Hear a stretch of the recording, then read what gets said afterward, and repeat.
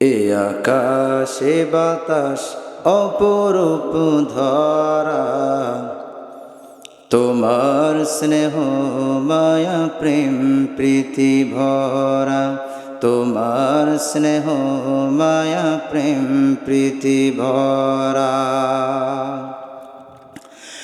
তুমি আসো সবখানে সবার পাশে, ভালোবাসার অসীমা বেশে।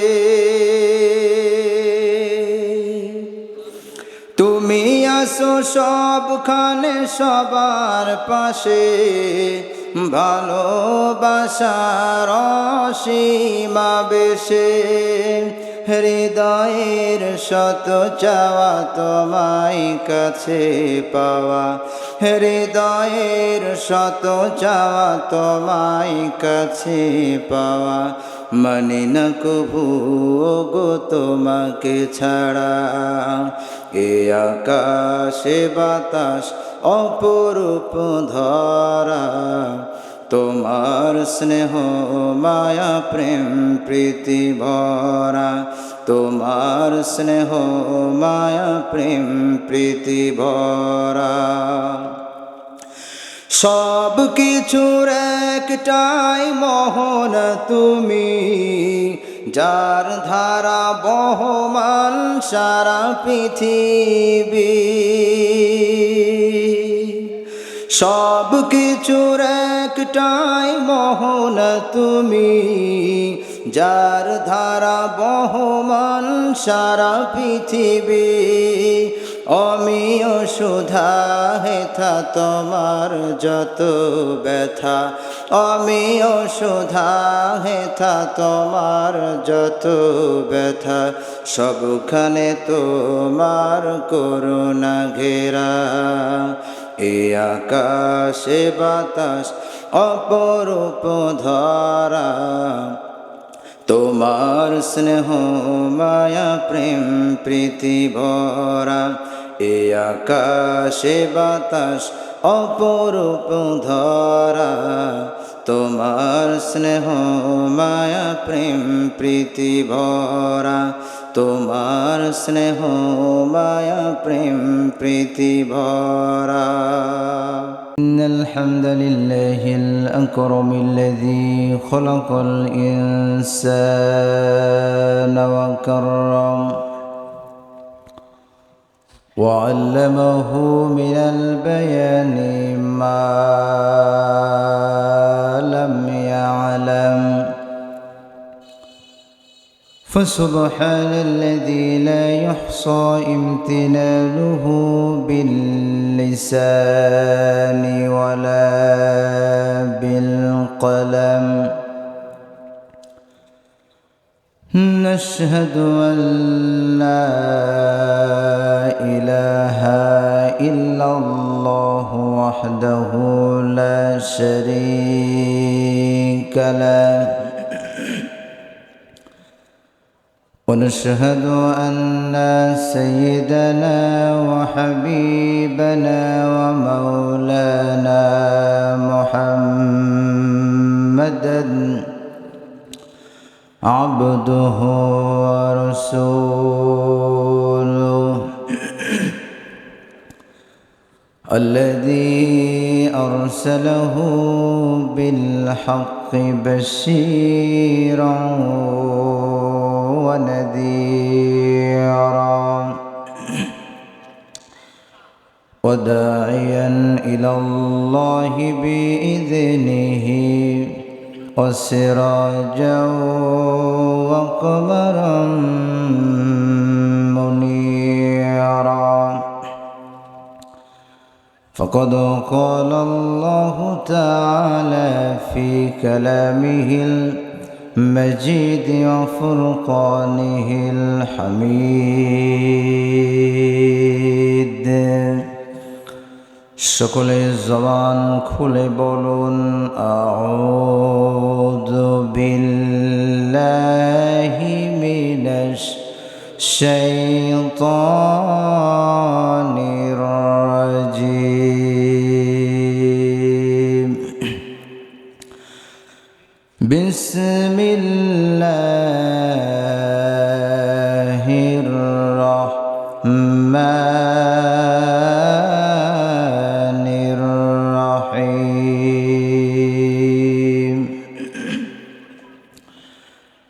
تؤمنون بالله ورسوله وتجاهدون في سبيل الله بأموالكم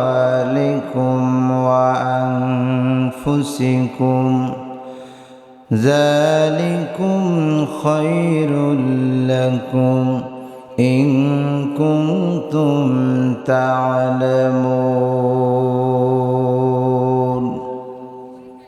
وقال تعالى إن الله وملائكته يصلون على النبي يا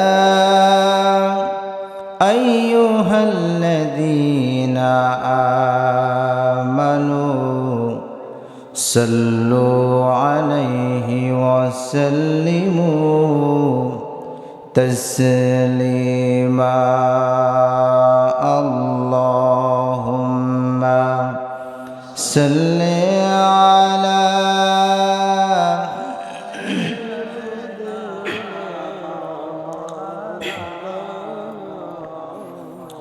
وعلى آله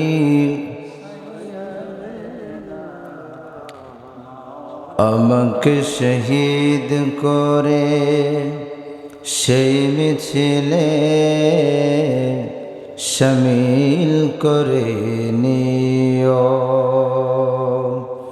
আমাকে শহীদ করে সেই মিছিলে শামিল করে নিও যে মিছিলের নেতা আমির হামজা খুবাইব খাব্বাব খোদার ছিল যারা অতি প্রিয়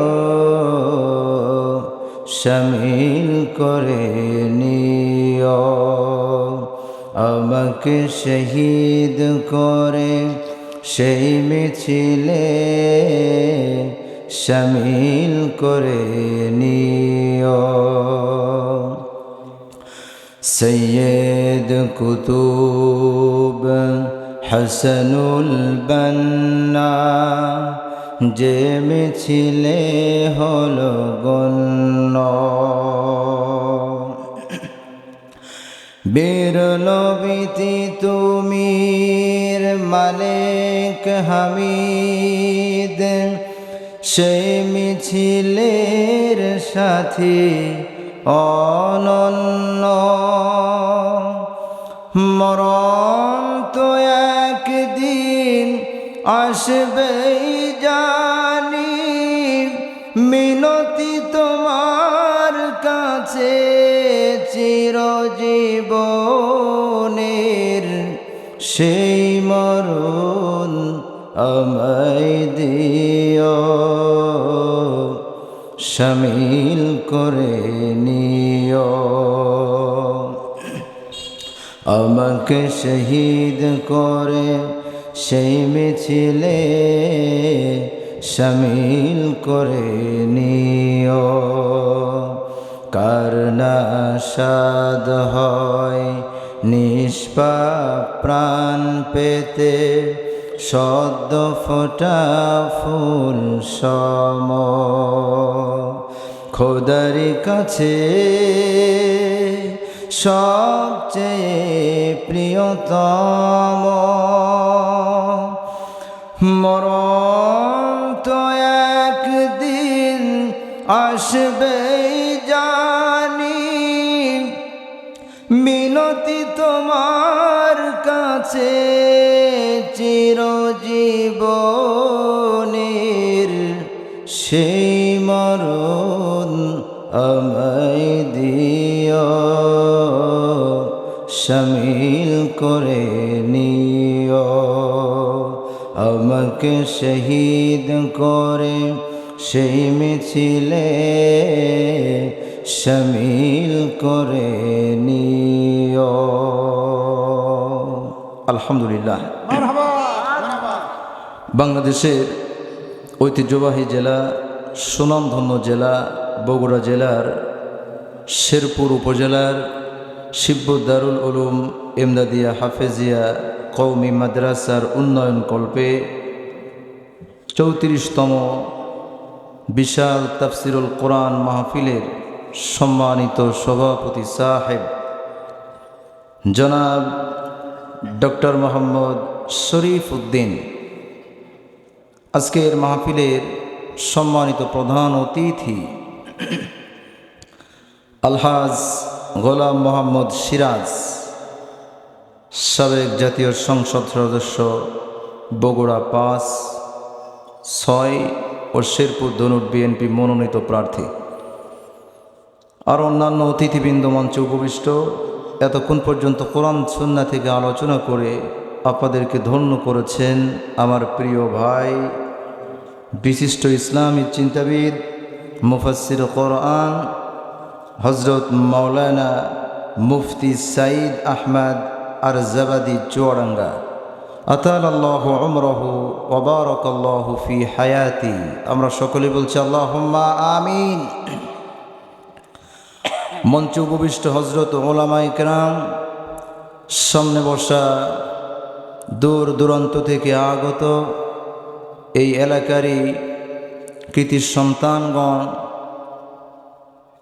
এবং পর্দার আড়ালে স্থানরতা আমার মা এবং বোনেরা, আলোচনার সূচনায় আনুষ্ঠানিকতার মধ্য দিয়ে আমার পক্ষ থেকে হৃদয় নিংড়ানো প্রাণ খোলা সালাম, আসসালামু আলাইকুম ওয়া রাহমাতুল্লাহি ওয়া বারাকাতুহু।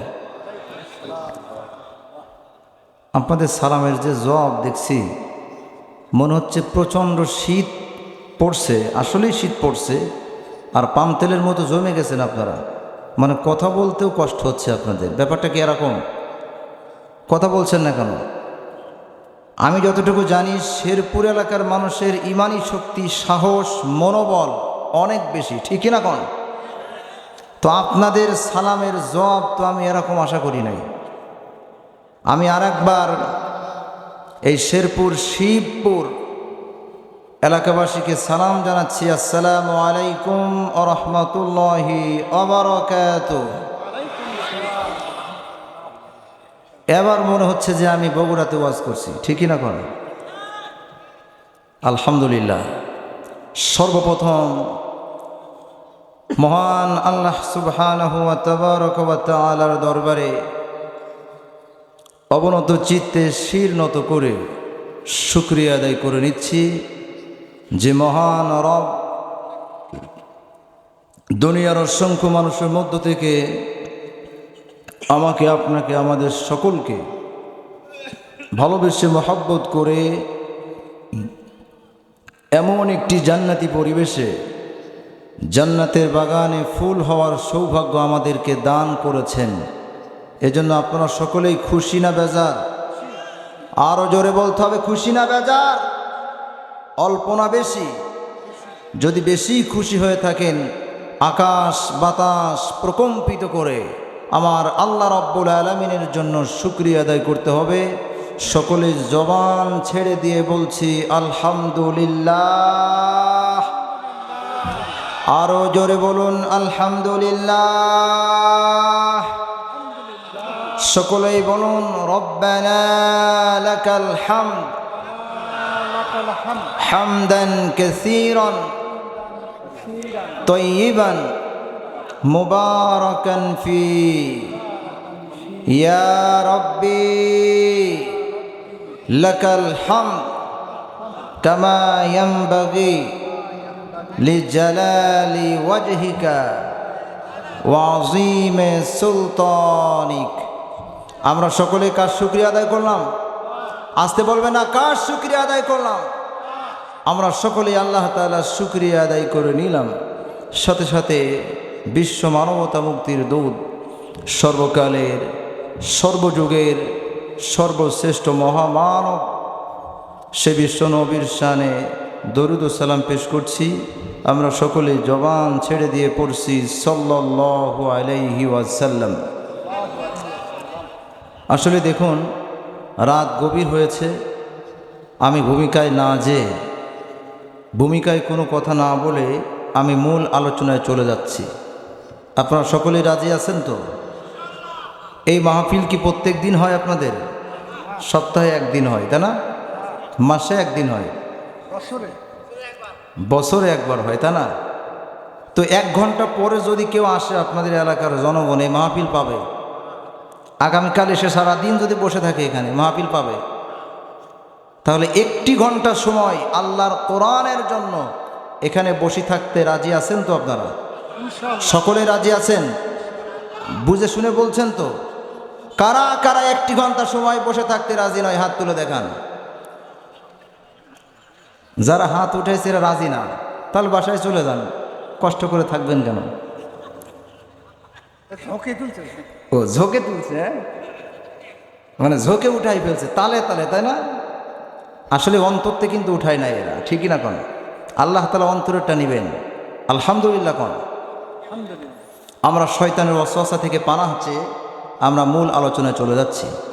সকলে জবান খুলে বলুন আউযু বিল্লাহি মিনাশ শাইতানির রাজিম।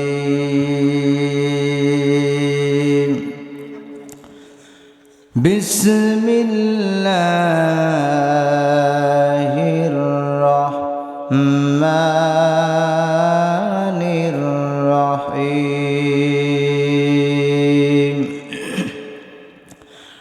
তুমিনুনা বিল্লাহি ওয়া রাসূলিহি ওয়া তুজাহিদুনা ফি সাবিলিল্লাহি বিআমওয়ালিকুম ওয়া আনফুসিকুম যালিকুম খায়রুল লাকুম ইন কুনতুম তা'লামুন।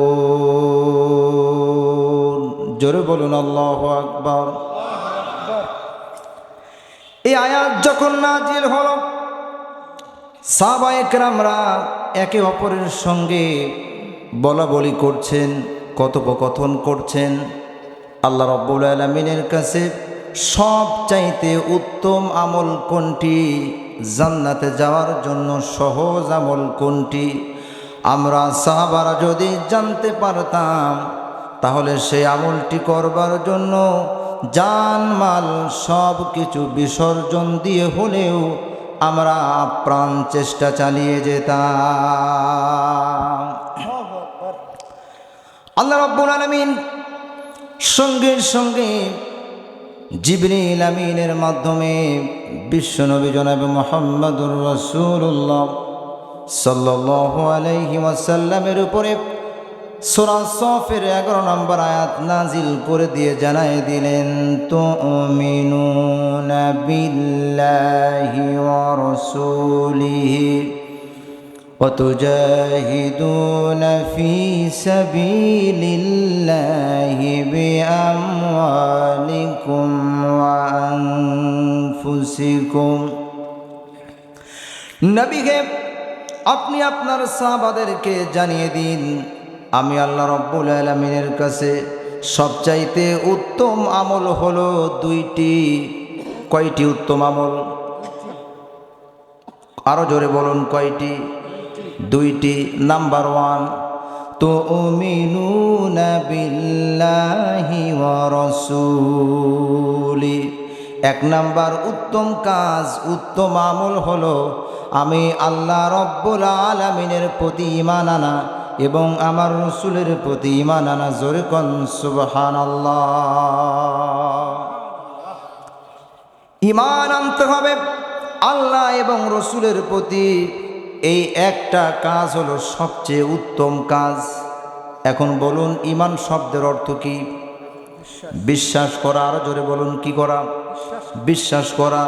আমরা কেউ আল্লাহ রাব্বুল আলামিনকে দেখি নাই, নবীকে আমরা কেউ দেখি নাই, জান্নাত জাহান্নাম আমরা কোনো দিন দেখি নাই, কবরে যে শাস্তি হয় তাও কোনো দিন আমরা দেখি নাই। কিন্তু আমরা বিশ্বাস করে নিয়েছি আমার আল্লাহ রব্বুল আলামিন আছেন, পরকাল আছে, মৃত্যুর পরে হিসাব নিকাশ হবে, জান্নাত জাহান্নাম আছে।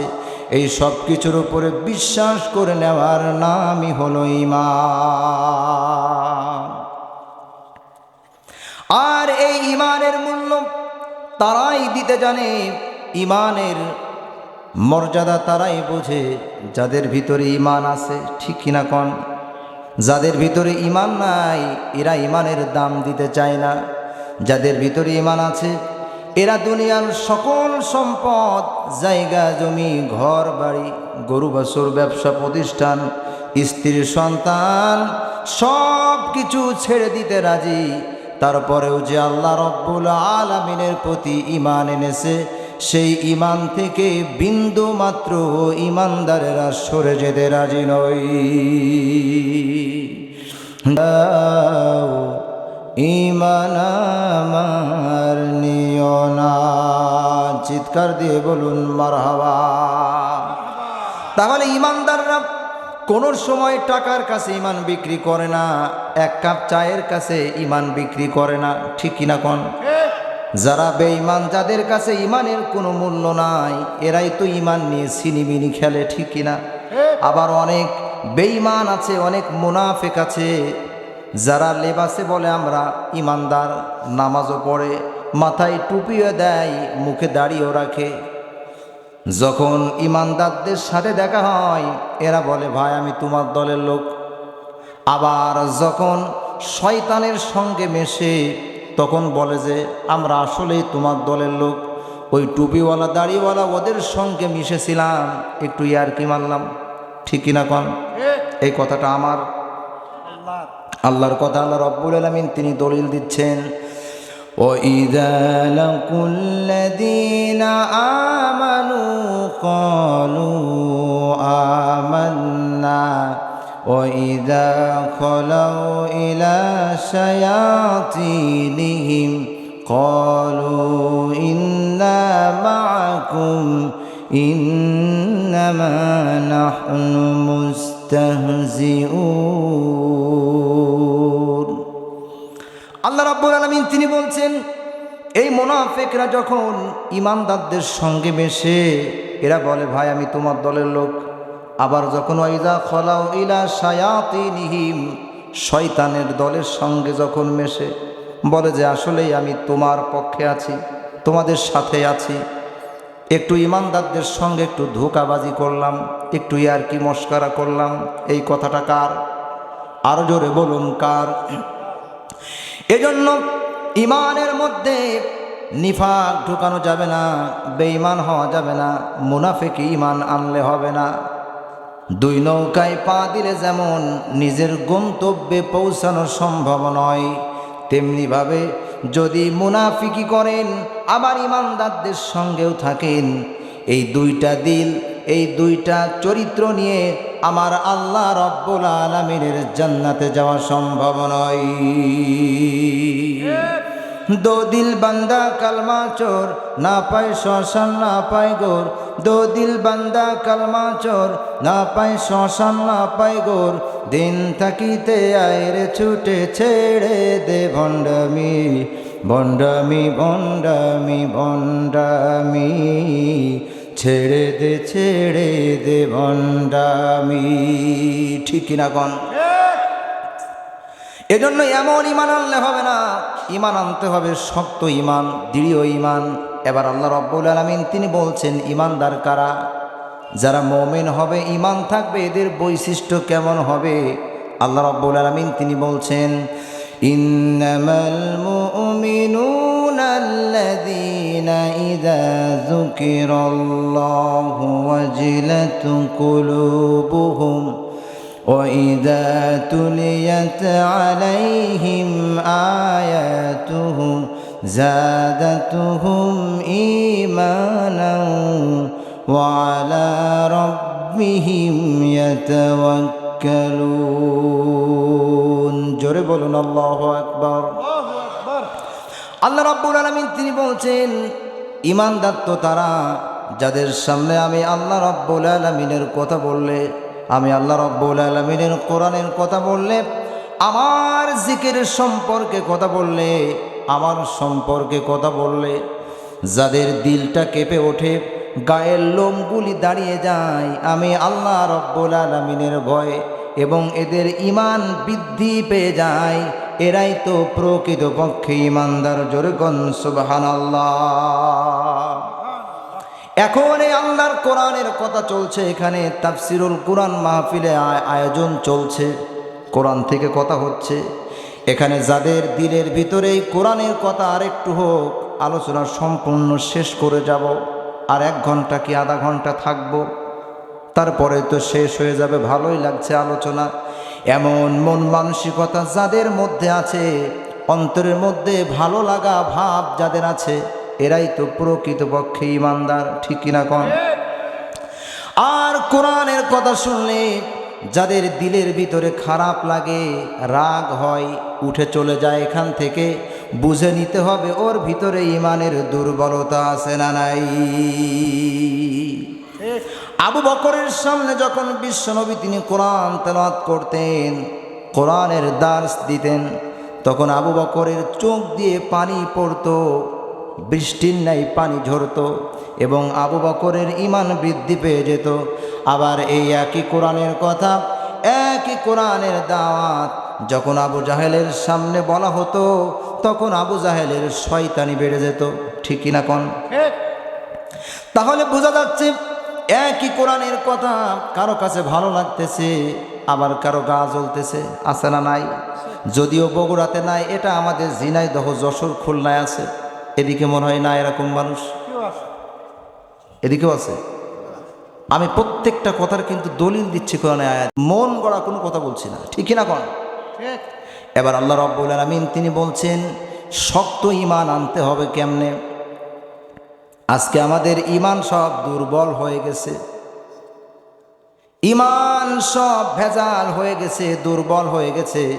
ঈমান হতে হবে শক্ত ঈমান, এমন শক্ত ঈমান হবে, ঝড় আসবে, বিপদ আসবে, বালা মুসিবত আসবে, মামলা হামলা, জেল জরিমানা সব কিছু হবে, তারপরেও যে আল্লাহ রাব্বুল আলামিনের প্রতি আমরা ঈমান এনেছিলাম, সেই ঈমান থেকে বিন্দু মাত্র যারা সরে যাবে না, এরাই তো প্রকৃতপক্ষে ঈমানদার। কথা বলেন ঠিক না?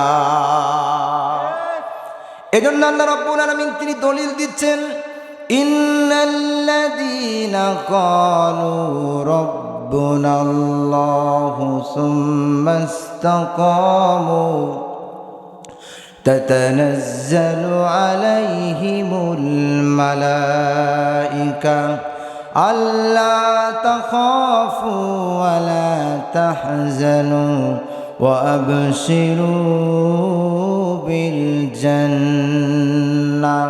জোরে বলুন আল্লাহু আকবার।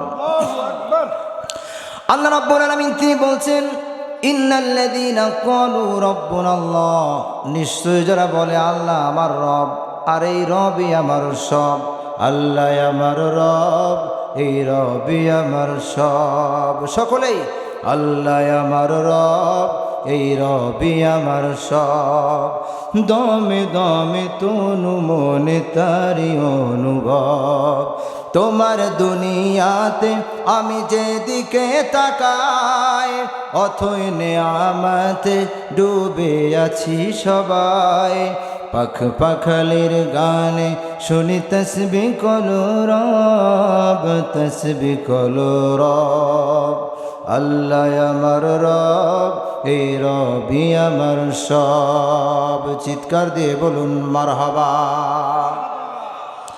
এবার আল্লাহ রাব্বুল আলামিন তিনি বলছেন, নিশ্চয়ই যারা বলে আল্লাহ আমার রব, আর এর উপরে দৃঢ় থাকে, শক্ত অবস্থানে দাঁড়িয়ে থাকে, ইস্তেকামাত থাকে, সরে যায় না, আল্লাহ রাব্বুল আলামিন তিনি বলছেন এই সমস্ত ঈমানদারদের জন্য আমি আল্লাহ রাব্বুল আলামিনের পক্ষ থেকে মহা পুরস্কার, আর সেটা হলো তাতানাজ্জালু আলাইহিমুল মালাইকা। এমন শক্ত ঈমান যারা আনতে পারবে, এই সমস্ত ঈমানদারদের জন্য আমি আল্লাহ রব্বুল আলামিন আকাশ থেকে ফেরেশতা নাজিল করে আমি ঈমানদারদেরকে সাহায্য করব। শুধু সাহায্য নয়, আল্লাহ তাখাফু ওয়ালা তাহজানু, আর এই ঈমানদারদের কোনো ভয় নাই, কোনো চিন্তারও কারণ নাই। শুধু তাই নয়, ওয়া আবশিরু বিল জান্নাহ, আর এই ঈমানদারদেরকে জান্নাতের সুসংবাদ দিয়ে দাও। মায়া ভরা রঙিন এ পৃথিবী নয়তো সুখের খনি, মায়া ভরা রঙিন এ পৃথিবী নয়তো সুখের খনি। জান্নাত চির সুখের ঘর, জান্নাত চির সুখের ঘর, যদি জানতে ওগো তুমি। মায়া ভরা রঙিন এ পৃথিবী নয়তো সুখের খনি। চিৎকার দিয়ে বলুন মারহাবা।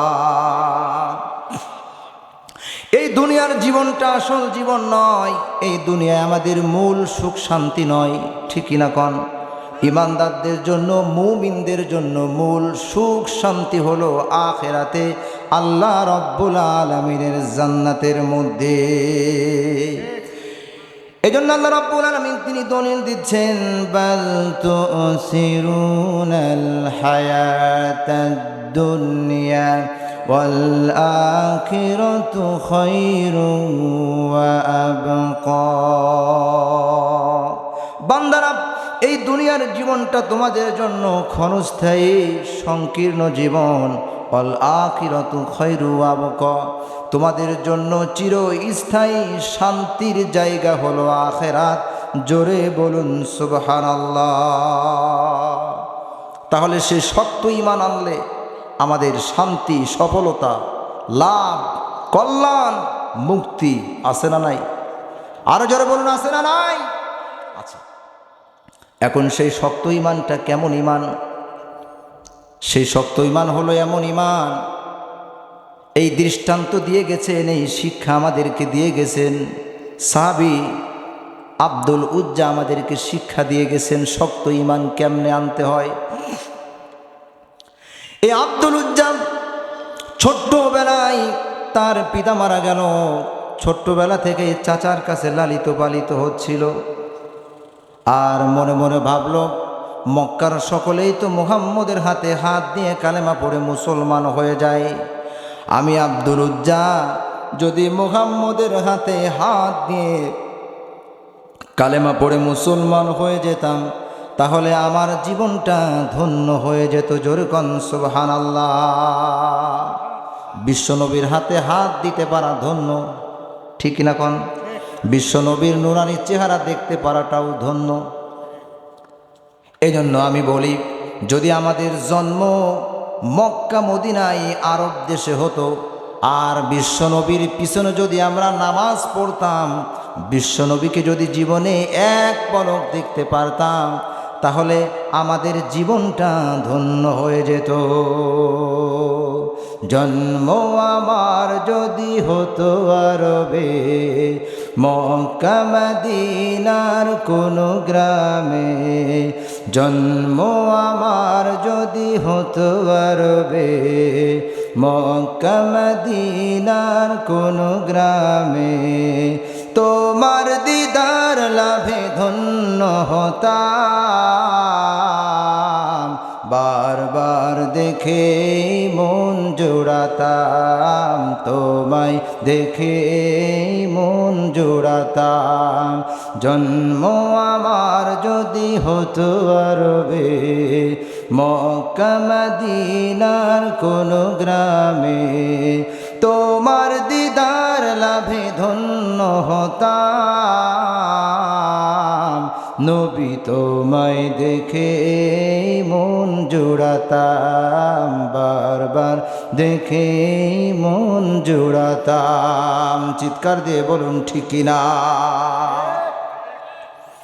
এখন এই আব্দুল উজ্জা বলছেন আমি ইসলাম কবুল করব, ঈমান আনব। কিন্তু যখন আমার চাচা ইসলাম কবুল করবে তারপরে আমি নিজেও ইসলাম কবুল করব। চাচার অপেক্ষায় আছে আব্দুল উজ্জা। এখন একদিন আব্দুল উজ্জা চাচাকে বলছেন, চাচা মক্কার সকলেই তো মুহাম্মদের হাতে হাত দিয়ে কালেমা পড়ে মুসলমান হয়ে যাচ্ছে, আপনি কি ঈমান আনবেন না, মুসলমান হবেন না? চাচা বলছেন, ভাতিজা এই দেহে যতক্ষণ পর্যন্ত এক বিন্দু রক্ত থাকবে এতিম মুহাম্মদের হাতে হাত দিয়ে কালেমা পড়ে মুসলমান হতে রাজি নই। নাউজুবিল্লাহ কোন।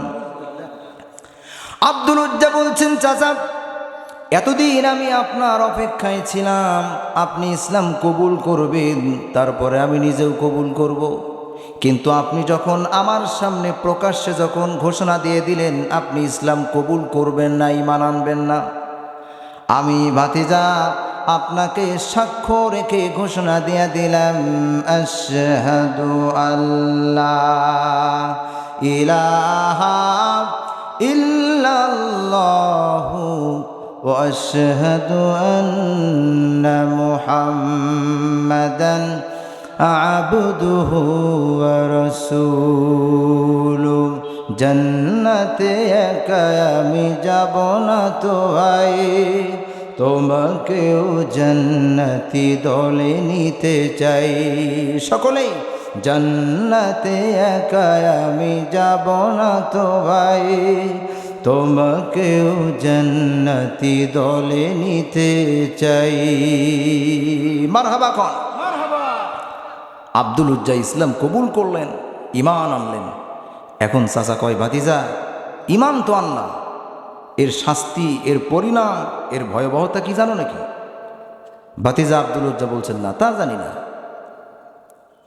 চাচা বলছেন, ভাতিজা ঈমান যখন আনছো, ইসলাম যখন কবুল করেছো, আমি যে তোমার সুন্দর একটি বাড়ি দিয়েছি, বিল্ডিং দিয়েছি, এই বিল্ডিং ফেরত দিয়ে দিতে হবে।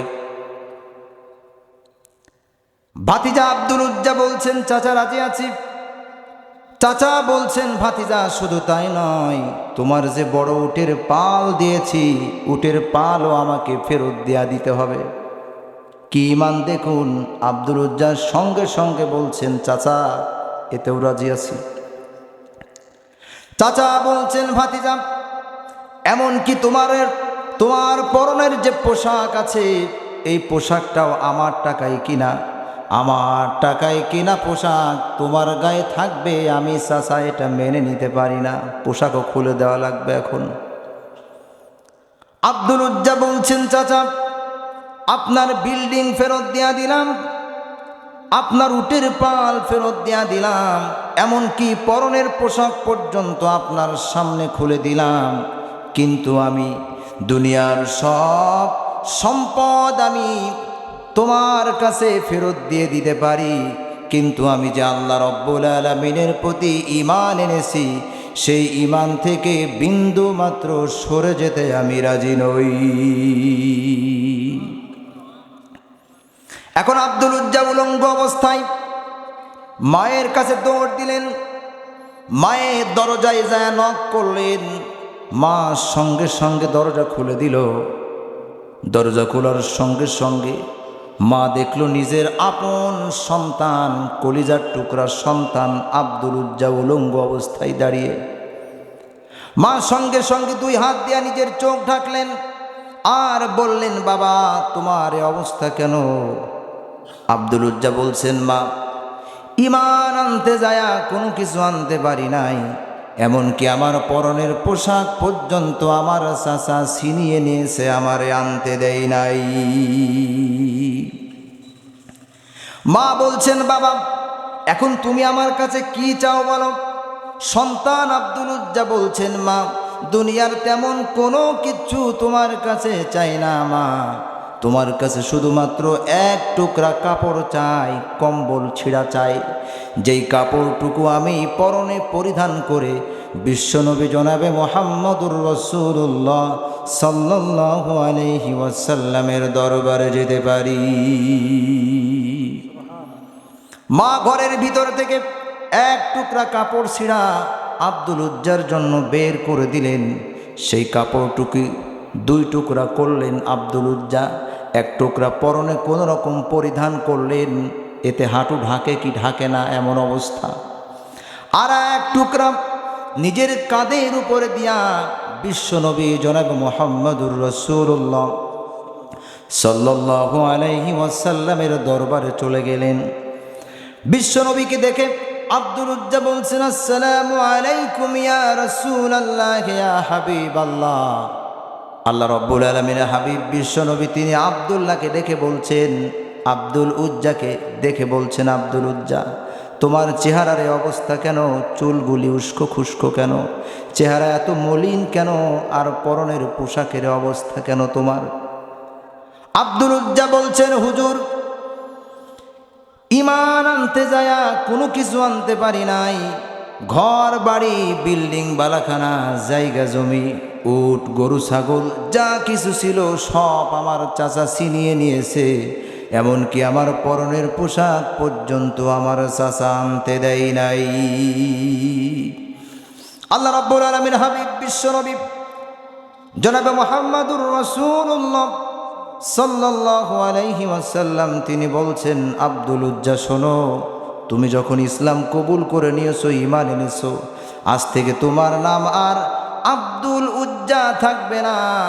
আমি নবী তোমার নাম রেখা দিলাম আজ থেকে আব্দুল্লাহ, আর তোমার নামের শেষে লকব লাগায় দিলাম জুলবাজাদাইন। আজ থেকে তোমার নাম হবে আব্দুল্লাহ জুলবাজাদাইন। জোরে বলুন আল্লাহু আকবার।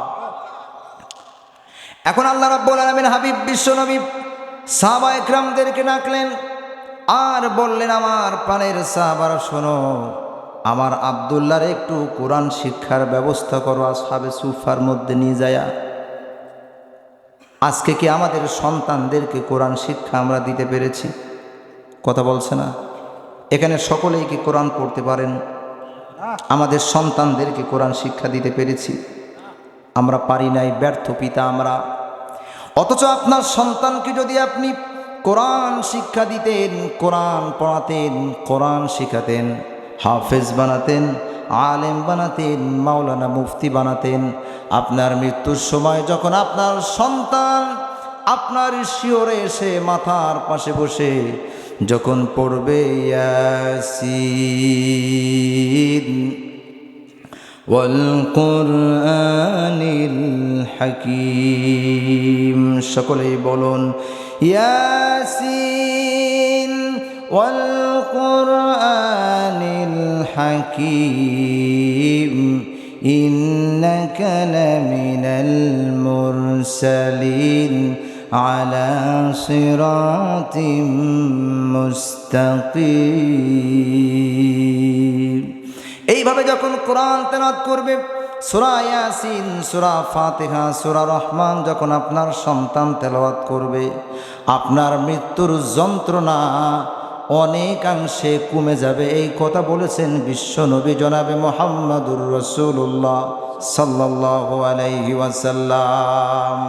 কোরআন শিখাও ছেলে মেয়েকে, ওহে মুসলমান, জান কবজের সময় তোমার হইবে রে আচান। ঠিক না? কোরআন শিখাও ছেলে মেয়েকে, ওহে মুসলমান, জান কবজের সময় তোমার হইবে রে আচান। একটি ছেলে আলেম হলে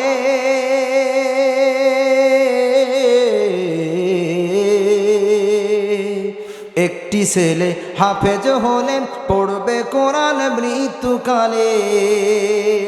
ভেগে যাবে মদদ শয়তান, ভেগে যাবে মদদ শয়তান, থাকবে রে ঈমান, জান কবজের সময় তোমার হইবে রে আসান। চিৎকার দিয়ে বলুন মারহাবা। আব্দুল্লাহ জুলবাজাদাইনকে কোরআন শিক্ষা দেওয়ার জন্য সাহাবা একরামদের মধ্যে পাঠিয়ে দেওয়া হলো। অল্প কিছুদিনের ভিতরেই আব্দুল্লাহ কোরআন তেলাওয়াত শিখে গেলেন। কোরআন তেলাওয়াত করছেন জোরে জোরে, রাত দিন 24 ঘন্টা আব্দুল্লাহ কোরআন তেলাওয়াত করতেছেন। এখন অনেক সাহাবীদের ঘুমের ব্যাঘাত ঘটতেছে। কয়েকজন সাহাবী তো আল্লাহ রাব্বুল আলামিন হাবিব বিশ্ব নবীর কাছে নালিশ করেই দিলেন যে হুজুর, কারে আপনি আমাদের মধ্যে জায়গা করে দিলেন? ওই আব্দুল্লাহ রে সারাদিন এত জোরে জোরে কোরআন তেলাওয়াত করে, ওর কোরআন তেলাওয়াতের কারণে আমরা সাহাবারা কেউ ঘুমাইতে পারি না। আল্লাহ রাব্বুল আলামিন হাবিব বিশ্ব নবী জনাবে মুহাম্মদুর রাসূলুল্লাহ সাল্লাল্লাহু আলাইহি ওয়াসাল্লাম বললেন, সাহাবারা শোনো, আমার আব্দুল্লাহ রে কোরআন তেলাওয়াত করতে দাও, যত জোরে পারে কোরআন তেলাওয়াত করুক, ওরে কোরআন তেলাওয়াত করতে দাও, কেউ নিষেধ করো না। কেননা আব্দুল্লাহর ইমান বড় দামি ইমান, ইমান আনতে যায়া ঘর বাড়ি গরু বাছুর এমনকি নিজের পরনের পোশাক পর্যন্ত আনতে পারে নাই। ইমানের পথে অবিচল থেকে আমার মরণ যেন হয়। আল্লাহুম্মা আমিন বলেন। ইমানের পথে অবিচল থেকে আমার মরণ যেন হয়। তোমারই কাছে মিনতি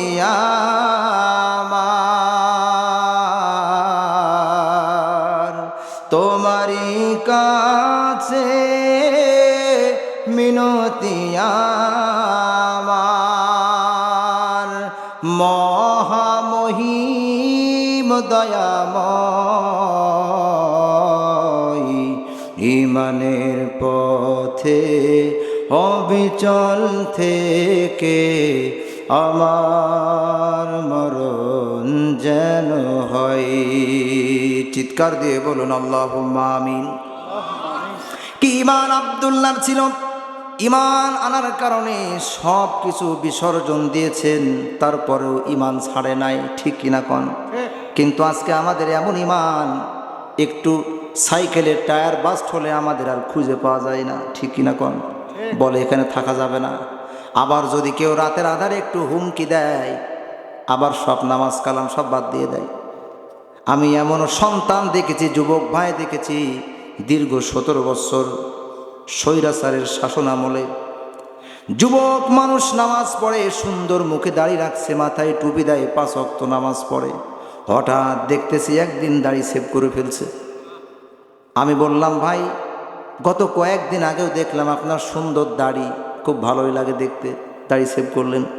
বলছে হুজুর দিনকাল ভালো না। আব্বা বলছে দাড়ি না রাখতে।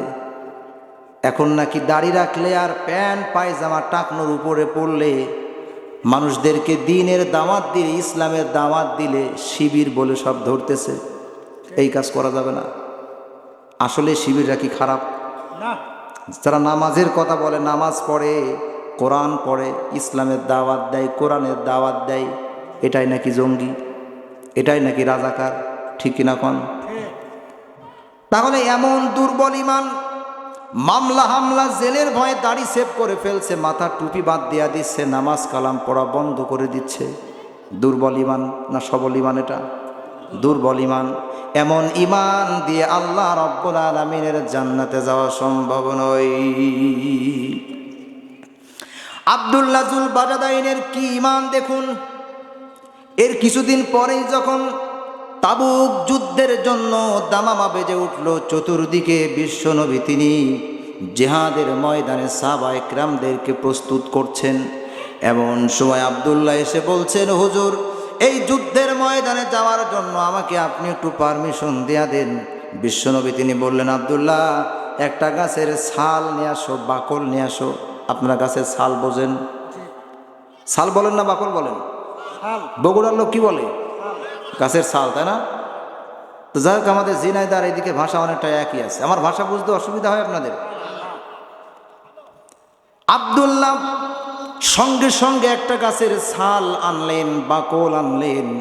বিশ্বনবী তিনি সেই গাছের ছালটা আব্দুল্লাহর ডান হাতে বাইন্ধা দিলেন, আর আল্লাহ রাব্বুল আলামিনের কাছে প্রার্থনা করলেন আর বললেন, আল্লাহ আমি আমার আব্দুল্লাহর রক্ত কাফেরদের জন্য আমি হারাম করে দিলাম।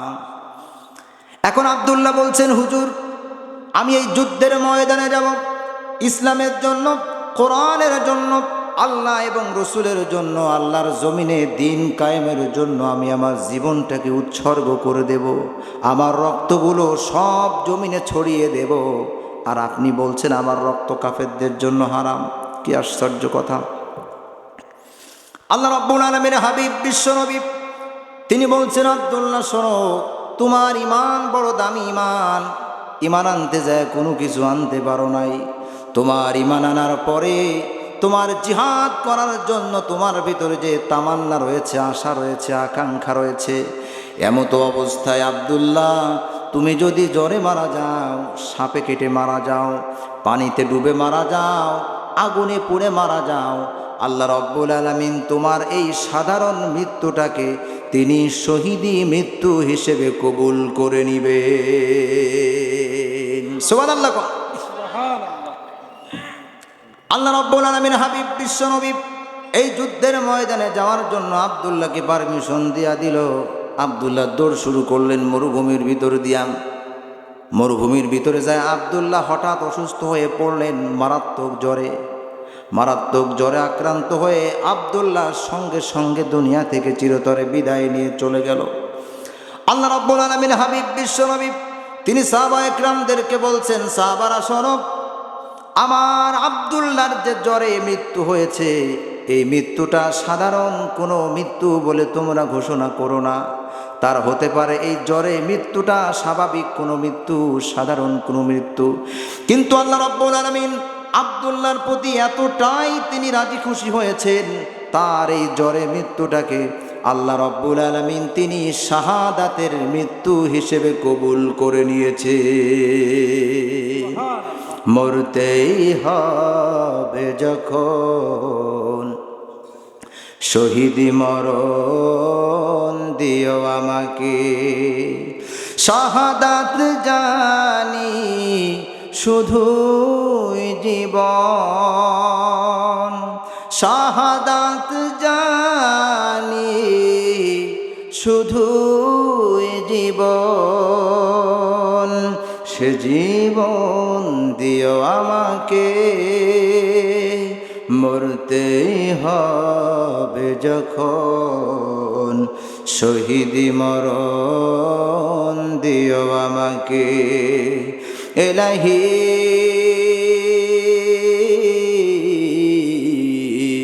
মরতেই হবে যখন শহীদি মরণ দিও আমাকে। চিৎকার দিয়ে বলুন আল্লাহুম্মা আমিন। আপনাদের কাছে আমার প্রশ্ন, আমাদের জীবনের মালিক কে? বলুন কে? আমাদের হায়াতের মালিক কে? আমাদের মৃত্যু দেওয়ার মালিক কে? আমাদের রিজিক দেওয়ার মালিক কে? আল্লাহ রাব্বুল আলামিন তিনি আমাদের এই জান এবং মাল তিনি কিনে নিয়েছেন জান্নাতের বিনিময়ে। তাহলে আমাদের জীবন নেয়ার কোনো ভয় আছে? আমাদের এই জীবনটা কার? আরো জোরে বলুন কার? এজন্য আল্লাহ রাব্বুল আলামিন তিনি বলছেন, ইন্নাল্লাহা আশতারা মিনাল মুমিনিনা আনফুসাহুম ওয়া আমওয়ালাহুম বিআন্না লাহুমুল জান্নাহ। নিশ্চয় আমি আল্লাহ রাব্বুল আলামিন ঈমানদার মুমিনদের জান এবং মাল আমি ক্রয় করে নিয়েছি। কিসের বিনিময়ে? আরো জোরে বলুন, কিসের বিনিময়ে? জান্নাতের বিনিময়ে। অর্থাৎ আল্লাহ তাআলা তিনি আমাদেরকে জান্নাত দিবেন, আর আমরা জান এবং মাল আল্লাহকে দিয়েই ফেলেছি। ঠিক কিনা কোন? তাহলে আমাদের জীবন নিয়ে কোনো ভয় নেই, মৃত্যু নিয়ে কোনো ভয় নেই। যদি আমার আপনার মৃত্যু যদি ন্যায়ের পথে, অন্যায়ের বিরুদ্ধে, ইসলামের পথে, আল্লাহর পথে যদি হয়, এর চাইতে উত্তম মৃত্যু, কল্যাণকর মৃত্যু, সৌভাগ্যবান মৃত্যু আকাশের নিচে জমিনের উপরে আর কিছু হতে পারে না। এজন্য আমরা সকলেই ঘোষণা দিয়েছি, কুল ইন্না সলাতি ونسكي ومحياي ومماتي لله رب العالمين সকলেই বলুন কুল ইন্না صلاتي ونسكي ومحياي ومماتي لله رب العالمين আমরা বলেছি আমাদের নামাজ, আমাদের রোজা, আমাদের কুরবানি, আমাদের হায়াত মৌত, বেঁচে থাকা মরে যাওয়া সব কিছু মহান আল্লাহ রব্বুল আলামিনের জন্য নিবেদিত। জোরে কোন সুবহানাল্লাহ। আমার জীবন, আমার মরণ, আমার জিন্দেগি ইয়া ইলাহি ইয়া ইলাহি কবুল করো আমার বন্দেগি। আমার জীবন, আমার মরণ, আমার জিন্দেগি তুমি ছাড়া এ জীবনে কে আছে আমার, কে আছে আমার। তুমি বিনে ত্রিভুবনে সবই যে আধার, সবই যে আধার। আমি প্রভু,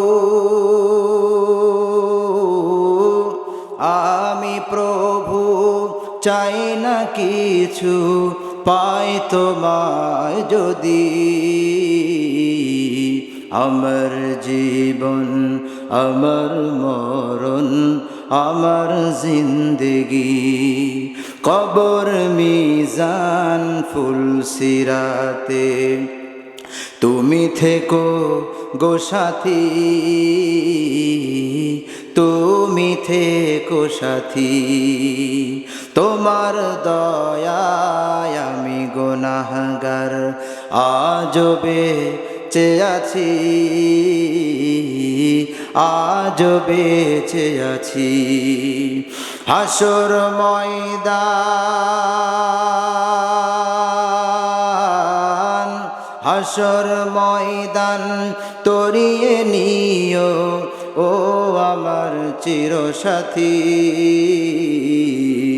আমার জীবন, আমার মরণ, আমার জিন্দেগি চিৎকার দিয়ে বলুন মারহাবা। তাহলে আমাদের জীবন নিয়ে কোনো চিন্তার কারণ নাই, আমাদের মৃত্যু নিয়ে কোনো চিন্তার কারণ নাই। যারা ঈমানদার এরা মৃত্যুকে নিয়ে ভয় পায় না, ঠিক কিনা কোন? যারা বেঈমান, আল্লাহর প্রতি বিশ্বাস নাই, কাফের নাস্তিক, তাদের মৃত্যুর প্রতি ভয়, ঠিক কিনা কোন? তাহলে যে কথা বলছিলাম, আল্লাহ রাব্বুল আলামিনের কাছে সবচাইতে প্রিয় কাজ কয়টি বলেছিলাম মনে আছে আপনাদের? এক নাম্বার কি বললাম? আল্লাহ এবং রসুলের প্রতি ঈমান। আর সেই ঈমানটা হতে হবে দুর্বল ঈমান। আরো জোরে কি ঈমান? মজবুত, শক্ত, সীসা ঢালা প্রাচীরের ন্যায় মজবুত, এমন ঈমান। আর দুই নাম্বার যে উত্তম কাজ আল্লাহ রাব্বুল আলামিনের কাছে, সেটা হলো অতুজাহিদুনা ফি সাবিলিল্লাহি বিআমওয়ালিকুম ওয়া আনফুসিকুম। আল্লাহ রাব্বুল আলামিন তিনি বলছেন দুই নাম্বার তোমাদের জন্য উত্তম আমল, উত্তম কাজ, সেটা হলো আমার পথে জিহাদ করবে, শহীদ হয়ে যাবে জান এবং মাল দিয়ে। জোরে কোন সুবহানাল্লাহ। আল্লাহ রাব্বুল আলামিনের কাছে শহীদি মৃত্যুর চাইতে উত্তম মৃত্যু আর কোনো কিছু নাই। আছে? জ্বরে মারা গেলেন, অসুস্থ হয়ে ধুকে ধুকে মারা গেলেন। সাইদি সাহেবের একটা কথা মনে পড়ে যায়, উনি বলেছিলেন বিড়ালের মতো 500 বছর বেঁচে থাকার কোনো লাভ নাই, সিংহের মতো 1 ঘন্টা বাঁচতে চাই। জোরে বলুন ঠিক কিনা? এজন্য যারা প্রকৃতপক্ষে ঈমানদার, এরা মাথা নত করে না কারো সামনে, কারো রক্ত চক্ষু এরা ভয় পায় না, এরা একমাত্র ভয় পায় কার? আরো জোরে বলুন কার? আল্লাহ রাব্বুল আলামিনের। এরা আল্লাহ রাব্বুল আলামিন ছাড়া আর কাউকে ভয় পায় না ঈমানদারেরা। তাহলে যে কথা বলছিলাম, আল্লাহ রাব্বুল আলামিনের কাছে সবচেয়ে উত্তম কাজ দুইটি। দ্বিতীয় নাম্বারটা হলো আল্লাহর পথে জান এবং মাল দিয়ে জীবন দেওয়া, শহীদ হয়ে যাওয়া। শহীদ হওয়ার মর্যাদা আছে না নাই?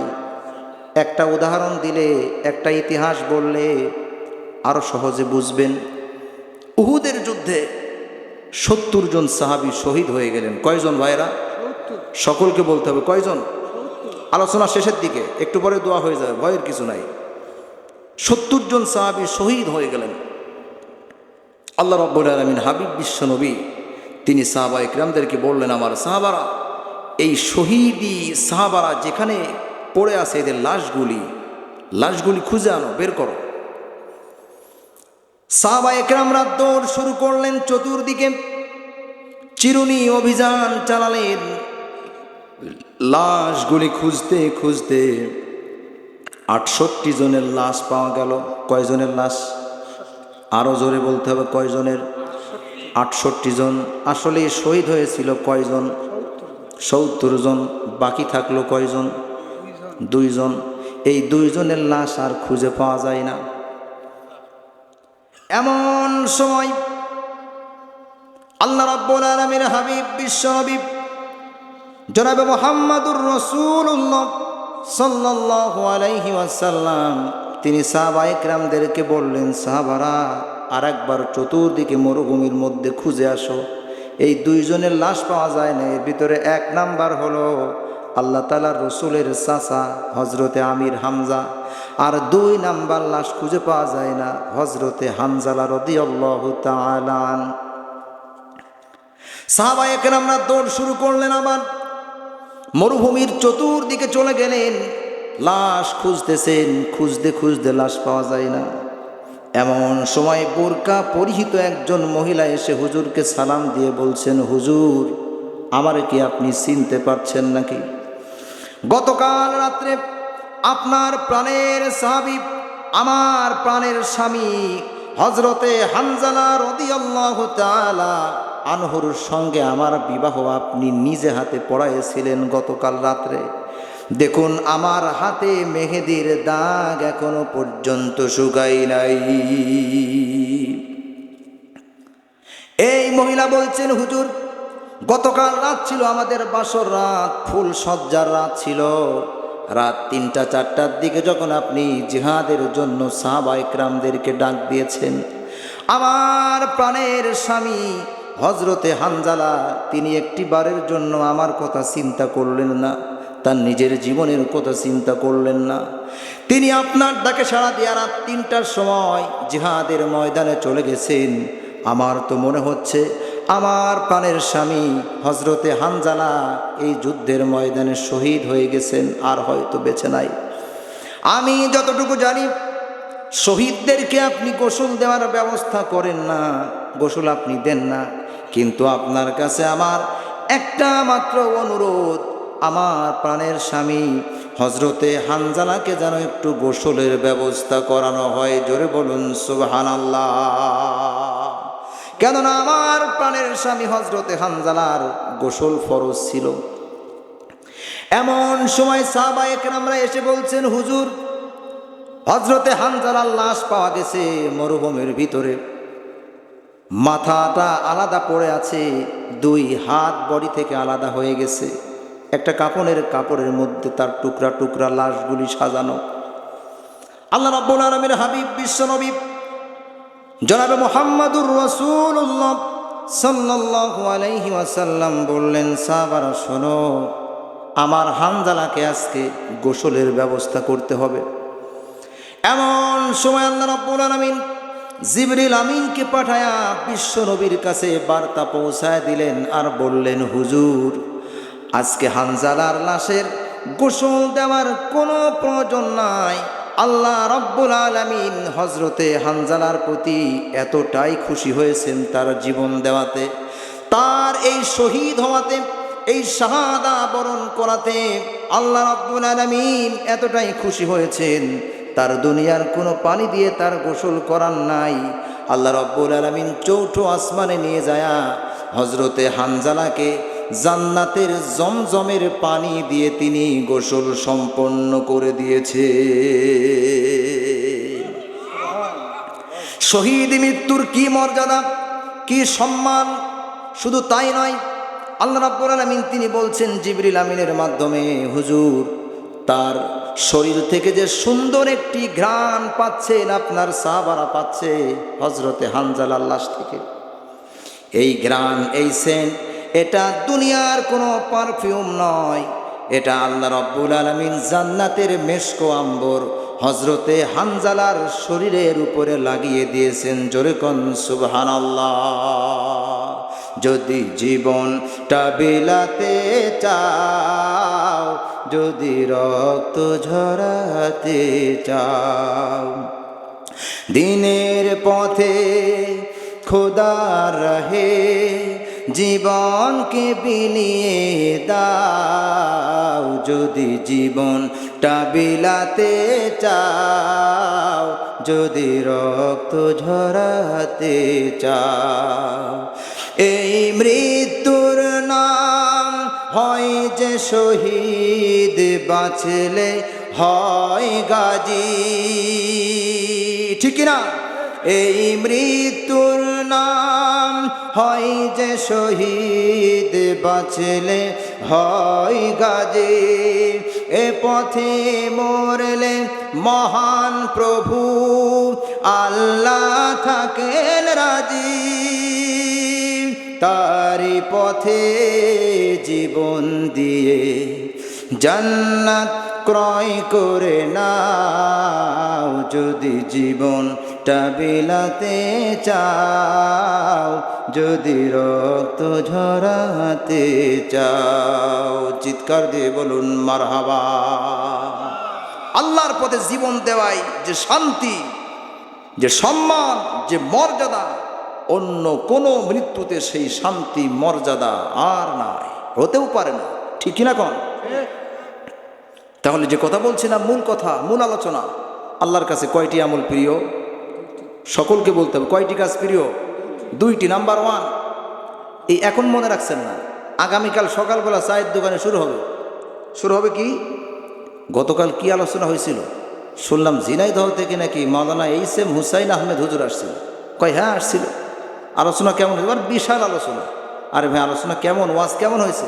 মানে মারাত্মক আলোচনা হয়েছে কালকে। আরে ভাই কি বিষয় আলোচনা হয়েছে তা তো ভাই মনে নেই। আলোচনা দারুণ হয়েছে কালকে। কি বিষয়ে তা মনে আসছে না ভাই। হয় কি হয় না? মনে কথা বলছেন, হয় কি হয় না? আলোচনার মূল বিষয়টা মনে রাখতে হবে। অন্তত কালকে সকালবেলা চায়ের দোকানে বসে যেন এতটুকু উত্তর দিতে পারেন জনগণের, যে গতকাল মাওলানা এইচ.এম. হুসাইন আহমেদ হুজুর আসছিল ঝিনাইদহ থেকে। উনি বলল আল্লাহর কাছে দুইটা কাজ খুব প্রিয়। একটা হলো আল্লাহ এবং রসুলের প্রতি ঈমান, আর দুই নাম্বার হলো আল্লাহর জমিনে আল্লাহর দিন কায়েমের জন্য, আল্লাহ এবং রসুলের খুশির জন্য অন্যায়ের বিরুদ্ধে লড়াই করে ন্যায়ের পক্ষে জীবন দেওয়া, শহীদ হওয়া, এই কাজ নাকি সবচেয়ে প্রিয়। এই দুটো কাজ, এইটা শুনছিলাম। একটু বলতে পারবেন না আপনারা? সকলে পারবেন তো? তাহলে আলোচনা তো শেষ, এখন দোয়া করে দিই নাকি? হ্যাঁ দোয়া করে দিই। আর একটু চলবে? অল্প একটু। আমার মা বোনরা এসছে এখানে, মা বোনেরা আছে না? অল্প একটু মা বোনেরা আসছেন, তাই না? তো মা বোনদের সম্পর্কে দুই একটা কথা বলবো না দোয়া করে দিব? অল্প কয়টা বলি, তাই না? ঠিক আছে, আমার মা বোনদের সম্পর্কে কিছু কথা বলে যায়, না তো মা বোনরা আবার কষ্ট পাবে। আমি একেবারে সংক্ষেপে মা বোনদের নিয়ে মাত্র 4টি পয়েন্ট, 4টি মেসেজ আমি ড্রপ করতে চাই, ঘোষণা দিতে চাই। 4টি আমলের কথা মনে থাকবে, একেবারে সংক্ষেপে। নাম্বার 1, আমার মা বোনদের জন্য 1 নাম্বার ওয়াজ, 1 নাম্বার আমল, সেটা হলো 5 ওয়াক্ত নামাজ আপনাকে পড়তে হবে। ঠিক কিনা কোন? যদি নামাজ পড়তে পারেন, সমস্ত অন্যায় অশ্লীল কাজ থেকে দূরে রাখবেন কে? আল্লাহ রাব্বুল আলামিন এজন্য তিনি বলছেন, ইন্নাস সালাতা তানহা আনিল ফাহশাই ওয়াল মুনকার, নিশ্চয় নামাজ সমস্ত অন্যায়, অশ্লীল, খারাপ, ফায়সা কাজ থেকে মানুষদেরকে দূরে রাখতে পারে। জোরে কোন সুবহানাল্লাহ। মা বোনদের বলি, শুধু নামাজ, যেই কোরআন দিয়ে আপনি নামাজ 5 ওয়াক্ত পড়বেন, শুধু নামাজ পড়লে হবে না, সেই কোরআনের রাজ সমাজ কায়েম করার জন্য আপনাকে আপ্রাণ চেষ্টা চালাতে হবে। ঠিক কিনা কন? ও নামাজি, কোরআন দিয়ে নামাজ পড়ো, সমাজ কেন গড়ো না। ও নামাজি, কোরআন দিয়ে নামাজ পড়ো, সমাজ কেন গড়ো না। ঠিক না? তাহলে একেবারে সংক্ষেপে বলছি, নাম্বার 1, মা বোনদের জন্য 5 ওয়াক্ত নামাজ পড়তে হবে। 2 নাম্বার টিপস মা বোনদের জন্য, সেটা হলো পবিত্র মাহে রমজানের রোজা রাখতে হবে। পারবেন তো আপনারা সকলেই? আমার মা বোনেরাও পারবেন ইনশাআল্লাহ। এখন এই পবিত্র মাহে রমজানের সময় যখন চলে আসে, মাস যখন সামনে চলে আসে, যারা প্রকৃতপক্ষে ঈমানদার, আমার মা বোনদের মধ্য থেকে, আপনাদের ভিতর থেকে, এদের অন্তরের মধ্যে একটু আনন্দ আনন্দ ভাব হয় কি হয় না? যারা কথা বলছে না, এদের হয় না? আপনাদের হয়। আর যাদের ঈমানের দুর্বলতা আছে, মাহে রমজান মাস আসলে এদের অনেকের রাগ হয়, বলে গোলায় ধান থাকতে রোজায় থাকবো কেন? আছে না নাই? বলে আগে প্রকাশ্যে বিড়ি সিগারেট খাইতে পারতাম, এখন 1 কাপ চা খাইতে গেলেও পর্দা করা লাগে। আছে না নাই? অনেকের অসুবিধা হয়। এজন্য পবিত্র মাহে রমজান যখন আসে, ঈমানদারদের সামনে এই খবরটা পেলেই এদের অন্তরের মধ্যে একটু আনন্দ আনন্দ ভাব হয়। মাহে রমজান এলো, বছর ঘুরে, মুমিন মুসলমানের দারে দারে, রহমতেরি বাণী নিয়ে, মাগফিরাতের পয়গাম নিয়ে, রহমতেরি বাণী নিয়ে, মাগফিরাতের পয়গাম নিয়ে, এলো সবার মাঝে আবার ফিরে। মাহে রমজান এলো, বছর ঘুরে, মুমিন মুসলমানের দারে দারে। চিৎকার দিয়ে বলুন মারহাবা। আমি একেবারে সংক্ষেপে বলছি, 3 নাম্বার টিপস মা বোনদের জন্য, সেটা হলো স্বামীর খেদমত করতে হবে। কি করতে হবে? স্বামীর খেদমত। এখন আমার আওয়াজ শুনে অনেক মা বোন বলবেন, হুজুর এতক্ষণ আলোচনার লাইন ঠিক ছিল, এখন একটু অন্যদিকে চলে গেল। ঠিক কিনা কন? এটা সবাই বলবে না। যে সমস্ত মা বোনেরা স্বামীকে মূল্যায়ন করে না, স্বামীকে সম্মান দিয়ে কথা বলে না, স্বামীকে সম্মান দেয় না, তাদের গায়ে একটু লাগতে পারে আমার কথা। ঠিক কিনা কন? আবার অনেক স্বামী আছেন, ভাই আছেন, বাবাজি আছেন, শুধু মা বোনদের একা একা দোষ দিলে হবে না, আমাদেরও দোষ আছে না নাই? কথা বলছে না? আমাদেরও দোষ আছে। অনেক স্বামীরা আছেন, মাঠ থেকে কাজ করে আসছে, কৃষি কাজ করে আসছে, লাঙ্গল চষে আসছে, হাতে নাংলা পাসুন থাকে। যদি বউয়ের রান্না করতে একটু দেরি হয়, নাংলা পাসুন একটাও বাইরে পড়ে না, সব বউয়ের পিঠের উপরে পড়ে। আসরা নাই? কথা বলছে না? আল্লাহ রাব্বুল আলামিনের হাবিবের সুন্নাহ এটা নয়। বিশ্বনবী জনাবে মুহাম্মদুর রাসূলুল্লাহ সাল্লাল্লাহু আলাইহি ওয়াসাল্লাম যখন দ্বীনের দাওয়াত দিয়ে বাসায় আসতেন, এসে যখন ওনার স্ত্রীদের যখন রান্নায় দেরি হয়ে যেত, বিশ্বনবী জনাবে মুহাম্মদুর রাসূলুল্লাহ সাল্লাল্লাহু আলাইহি ওয়াসাল্লাম স্ত্রীদের পাশে বসে তরি তরকারি কুটে স্ত্রীদেরকে সাহায্য সহযোগিতা করতেন। আর এটাই হলো আমাদের জন্য সুন্নাহ। এই আল্লাহ তাআলা রসুলের এই আদর্শ, এই চরিত্রের বৈশিষ্ট্য যখন আপনি মানবেন, স্ত্রীকে বেশি বেশি কাজে সহযোগিতা করবেন, সমাজের এক শ্রেণীর মানুষ আছে আপনাকে কি বলবে? মহিলা বলবে। আমাদের ওইদিকে বলে বউ পাগল। কি বলে? বউ পাগল। বউকে বেশি ভালোবাসলে, একটু কাজ করে দিলে বলে অমুকের ছেলে বউ পাগল হয়ে গেছে। আসলে এটা বউ পাগলের কিছু নয়, এটা আমার আল্লাহ রাব্বুল আলামিনের হাবিবের সুন্নাহ। জোরে বলুন সুবহানাল্লাহ। এখন আমার অনেক মা বোন বলবেন, হুজুর স্বামীর খেদমত করব কেমনে? আমার স্বামীর এত রাগ, 7 বেলা শুধু মারতেই থাকে, কথায় কথায় আমার উপরে জুলুম করে, অত্যাচার করে, আমার স্বামী জালেম, এজন্য ওর খেদমত করি না। আছে না নাই? আমি আমার মা বোনদের বলি, আপনার স্বামী খারাপ বুঝলাম, মেনে নিলাম, কিন্তু আপনার স্বামী ফেরাউনের চাইতে তো বেশি খারাপ বা জালেম নয়, ঠিকই না?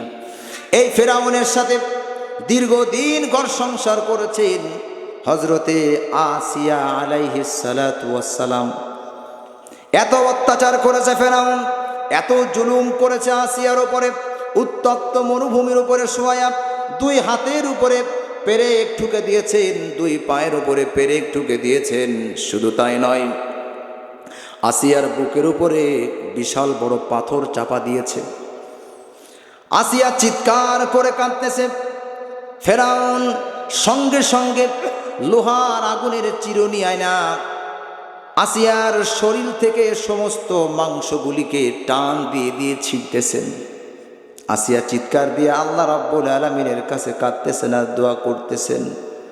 এই মারাত্মক সময়ে আসিয়া তিনি একটি বারের জন্য জালেম স্বামী ফিরাউনের জন্য তিনি বরদোয়া করলেন না।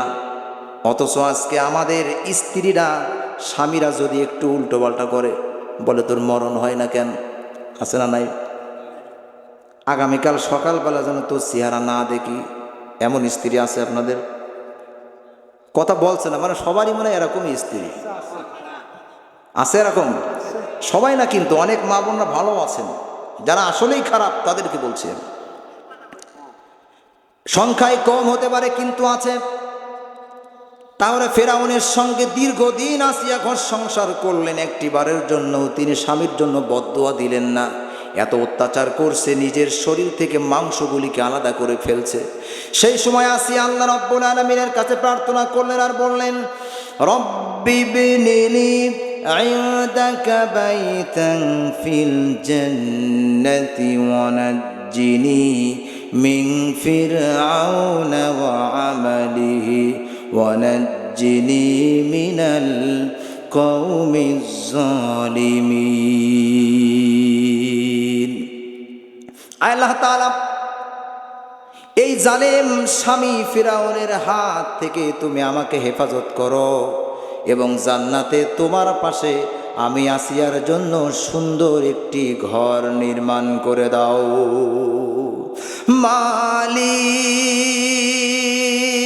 মালিক তুমি জান্নাতে তোমার কাছে আমার একটি ঘর বানিয়ে দিও, একটি ঘর বানিয়ে দিও। সে বিভীষিকাময় মহাদিনে তোমার প্রতিবেশী করে নিও। মালিক তুমি জান্নাতে তোমার কাছে আমার একটি ঘর বানিয়ে দিও, একটি ঘর বানিয়ে দিও। চিৎকার দিয়ে বলুন আল্লাহুম্মা আমিন। Muslim Times 24. Enjoy the Holy Quran.